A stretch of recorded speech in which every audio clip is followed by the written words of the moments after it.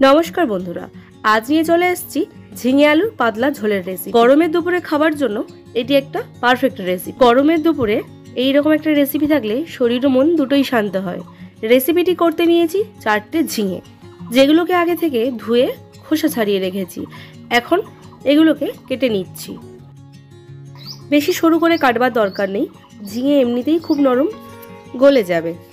দেখুন, সমস্ত ঝিঙেগুলো আমার কাটা হয়ে গেছে। এবার একটা পাত্রে তুলে নেব। এরপর নিয়েছি 2টো আলু, এখন এটাকেও কেটে নেব।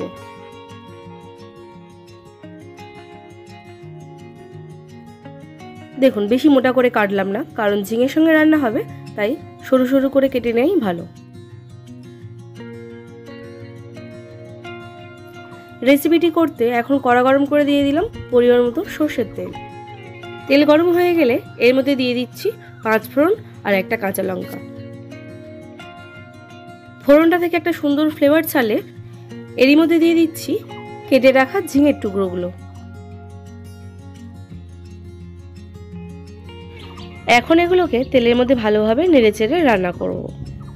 তবে খেয়াল রাখবেন, বেশি ভাজবার দরকার নেই। এখন এর মধ্যে অ্যাড করছি স্বাদ মতো নুন। এখন ভালোভাবে সমস্ত কিছুকে আবার মিশিয়ে নিচ্ছি। নুনটা অ্যাড করলে ঝিঙেগুলো নরম হয়ে আসে। এরপর অ্যাড করব কেটে রাখা আলুর টুকরোগুলো। 2টো গোটা আলু আমি এখানে ব্যবহার করিনি, ওই একটার মতো মাঝারি সাইজের আলু এখানে ব্যবহার করেছি। আবারও সমস্ত কিছুকে ভালোভাবে মিশিয়ে নিচ্ছি। আর এরই মধ্যে অ্যাড করছি 1/4 টিস্পুন মতো হলুদ গুঁড়ো। এখন সমস্ত কিছুকে আবারও ভালোভাবে মিশিয়ে নেব। এখানে খুব একটা বেশি হলুদের গুঁড়ো আমি ব্যবহার করলাম না, কারণ গ্রেভি কালারটা সাদা সাদাই আনবো। এখন সমস্ত কিছুকে ভালোভাবে মিশিয়ে নেওয়ার পর এরই মধ্যে অ্যাড করছি পরিমাণ মতো জল। আরও দিয়ে দিচ্ছি স্বাদ মতো নুন। আগেও যেহেতু নুন অ্যাড করেছি, তাই সামান্য পরিমাণ নুন দিয়ে দিলাম। একটু নেড়ে দিয়েই নুনটাকে ভালোভাবে মিশিয়ে দিচ্ছি।